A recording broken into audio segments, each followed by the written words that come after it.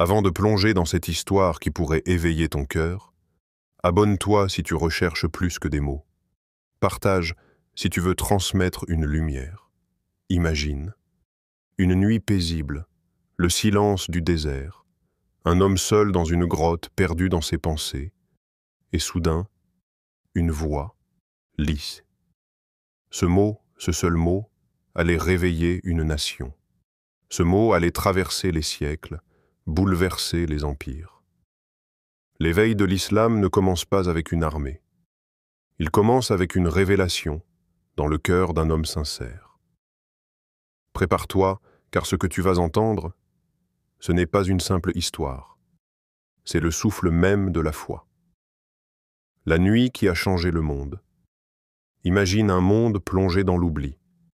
Une époque où l'ignorance n'était pas seulement répandue, elle était célébrée. Où les ténèbres de l'idolâtrie, de l'injustice et de la cruauté étouffaient les cœurs. C'était l'Arabie, il y a plus de 14 siècles. Les puissants écrasent les faibles. Les nouveau-nés étaient enterrés vivants. Et les cieux semblaient silencieux. Mais ce silence allait bientôt être brisé. Au milieu de ce monde secoué par la brutalité, un homme se tenait à l'écart, Muhammad. Un homme dont le cœur refusait de se soumettre aux idoles, dont l'âme cherchait la vérité au-delà du vacarme des marchés et des rituels païens. Il avait l'habitude de s'isoler, de quitter la Mecque, de fuir ses bruits, ses mensonges, sa laideur. Il montait seul dans la grotte de Hira, au sommet d'une montagne rocheuse, avec comme seule compagnie le silence et Dieu. C'est là que tout a commencé. Une nuit du mois de Ramadan. Le monde dormait, les étoiles brillaient. Mohammed méditait. Son cœur était en paix, mais son âme était en attente. Soudain, un événement que rien ne pouvait annoncer, que rien ne pouvait égaler, survint. Une lumière, une présence et une voix, Iqra, lisse. Mohammed est pris de stupeur. Il ne sait pas lire. Il répond avec crainte, « Je ne sais pas lire. » Mais la voix revient. 3 fois, lis au nom de ton Seigneur qui a créé. Et à cet instant précis, les cieux se sont ouverts. La terre a tremblé sans bruit. L'histoire a pris un nouveau souffle. Car ce n'était pas une simple voix. C'était Jibril, l'ange Gabriel, porteur du message divin. Et ce moment, dans cette grotte silencieuse, loin des regards humains, allait faire naître la plus grande révolution spirituelle de l'humanité. Mohammed descend de la montagne. Son cœur bat fort. Il a vu l'invisible. Il a entendu l'inouï. Il n'est plus seul. Il est maintenant porteur d'un message qui va réveiller les âmes, faire trembler les trônes, guider les cœurs jusqu'à la fin des temps. Et toi qui entends ces mots aujourd'hui, tu n'écoutes pas juste une vieille histoire. Tu écoutes le début d'un miracle. Le cœur qui a soutenu un prophète. Le prophète descend précipitamment de la grotte Hira. Ses pas sont hésitants, son souffle court. Ce n'est pas simplement la fatigue de la descente. C'est la peur, l'étonnement, le poids du divin qui vient de tomber sur ses épaules. Il vient de vivre un instant que même les poètes n'oseraient imaginer. Une rencontre céleste, un appel direct du Créateur. Ses mains tremblent, son cœur bat à tout rompre. Et dans cette panique intérieure, il ne pense qu'à une chose, rentrer chez lui. Et chez lui, il y a Khadija. Khadija bint Khuwaylid, son épouse, son soutien, son amour sincère. Une femme noble, forte, pleine de sagesse et de douceur. Quand il entre chez elle, haletant, bouleversé, il ne crie pas. Il ne cherche pas à expliquer. Il dit simplement ces mots que l'histoire n'oubliera jamais. « Couvrez-moi, couvrez-moi ». Elle l'enveloppe sans poser de questions. Elle ressent que ce n'est pas une fatigue ordinaire, c'est autre chose. Et lorsque le calme revient peu à peu, il lui raconte. chaque détail, la montagne, la grotte, l'ange, la voix, le message. Il n'invente rien. Il dit ce qu'il a vécu, tel que son cœur l'a ressenti. Et c'est à ce moment précis que Khadija prononce des paroles qui seront, pour lui, une lumière dans la nuit. Par Allah, jamais Allah ne t'oubliera. Tu entretiens les liens familiaux, tu aides les pauvres, tu assistes les faibles, tu honores les invités, tu soutiens ceux qui sont dans l'épreuve. Elle ne doute pas, elle ne rejette pas, elle ne s'éloigne pas, elle confirme. Ce soutien, ce regard de confiance, c'est ce qui a permis à Muhammad de tenir debout à ce moment-là, car il venait de vivre l'impossible.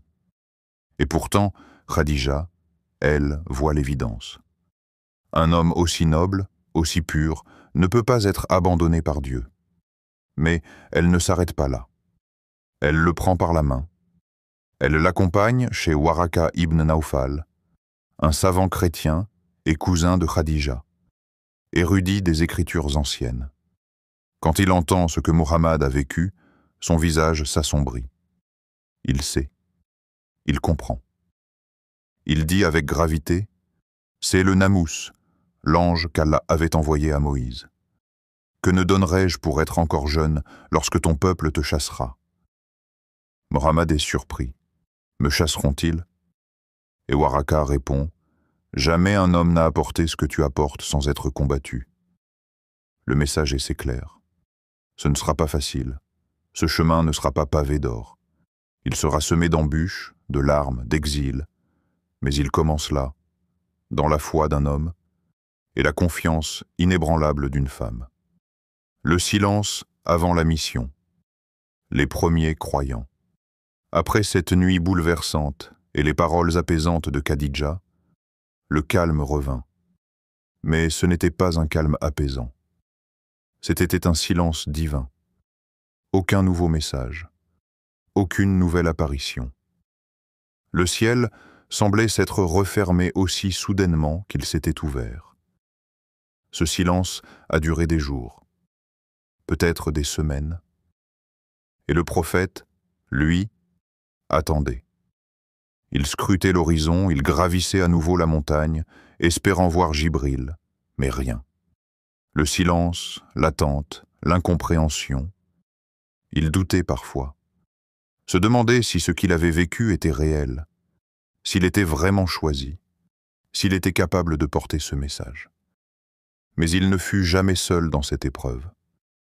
Khadija était là, chaque jour, chaque nuit, le soutenant dans l'ombre avec une foi ferme. Elle ne demandait rien, ne doutait jamais. Elle savait. Car elle connaissait son mari mieux que quiconque, un homme droit, sincère, incapable de mentir, même pour sauver sa vie. Puis, un jour, le silence fut brisé. Jibril revint. Le prophète fut de nouveau enveloppé de cette présence céleste. Il reçut les versets de la sourate Al-Mudathir. « Ô toi qui es enveloppé dans tes vêtements, lève-toi et avertis. » C'était le signal, le moment de passer de la méditation à l'action. Mais tout devait commencer doucement, dans la discrétion. Pas de discours public, pas de confrontation. Pas encore. Le premier appel se fit en secret, dans le cercle le plus intime. L'islam ne s'est pas d'abord répandu dans les foules. Il a grandi dans les cœurs silencieux. Et les premiers cœurs à s'ouvrir, purs, lumineux. Le tout premier croyant fut Khadija, sans surprise. Elle ne demanda aucune preuve. Son cœur avait déjà répondu. Puis vint Ali ibn Abi Talib, le jeune cousin du prophète, encore adolescent, mais déjà brave, curieux, prêt à suivre la vérité. Ensuite, Zaïd ibn Haritha, le fils adoptif, l'esclave affranchi, celui qui avait choisi Muhammad comme père plutôt que sa propre tribu. Et puis, Abu Bakr, un homme d'une noblesse rare, respecté, aimé, d'une intelligence et d'une loyauté inégalées. Dès qu'il entendit l'appel, il dit Je témoigne qu'il n'y a de Dieu qu'Allah et que tu es son messager. Sans hésitation, sans débat. Et grâce à lui, d'autres vinrent, Othman ibn Affan, Talha, Zubayr, Saad ibn Abi Waqqas. L'éveil était en marche, lentement, discrètement, mais avec puissance. Pas à travers des armées ou des slogans, mais par la foi sincère de quelques cœurs purs. C'était comme une étincelle dans l'obscurité, une lumière qui se propageait de cœur en cœur, sans bruit, sans chaos. L'islam, avant d'être un mouvement, était une renaissance intérieure, une révolution spirituelle silencieuse. Et aujourd'hui encore, ceux qui cherchent sincèrement la vérité marchent sur les traces de ces premiers croyants, en silence, mais avec une lumière que rien ne peut éteindre. L'appel public et la colère de Quraysh. 3 années s'étaient écoulées depuis la première révélation. 3 années de foi discrète, de conversion secrète, de prières cachées. Mais un jour, le silence fut levé. L'ordre divin descendit, clair, sans détour. Proclame ouvertement ce qui t'est commandé et détourne-toi des associateurs. Sourate Al-Hijr, 94.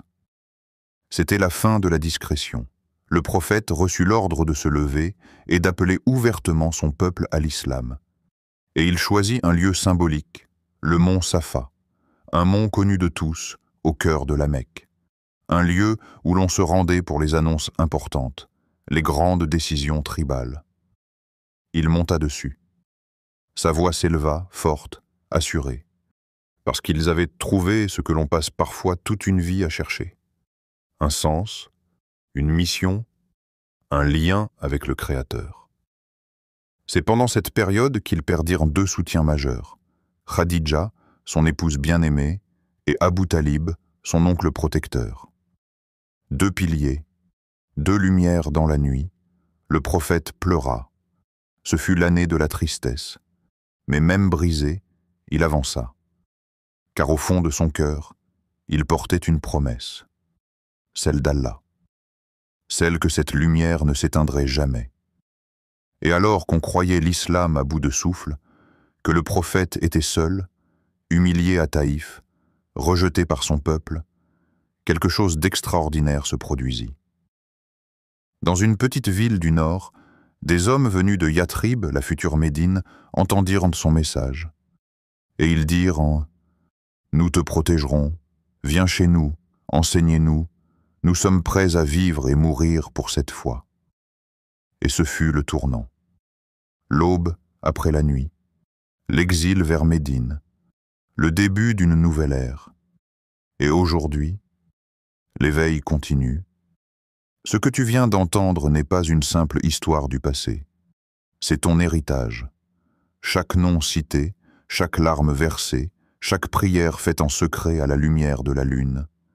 C'était pour que toi, aujourd'hui, tu puisses y dire « La ilaha illallah Muhammadur Rasulullah ». L'éveil de l'islam n'est pas terminé. Il a commencé il y a 1400 ans dans une grotte, et il se poursuit aujourd'hui dans chaque cœur sincère, chaque âme assoiffée de vérité. Le message du prophète, ce n'est pas un récit ancien, c'est un appel vivant, un feu sacré que rien n'a pu éteindre et que tu es invité à porter à ton tour.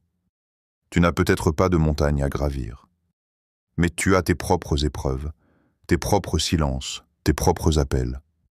Et si tu écoutes bien, tu entendras peut-être toi aussi cette voix intérieure qui dit « Lève-toi et éveille-toi, car l'histoire de l'islam continue avec toi. »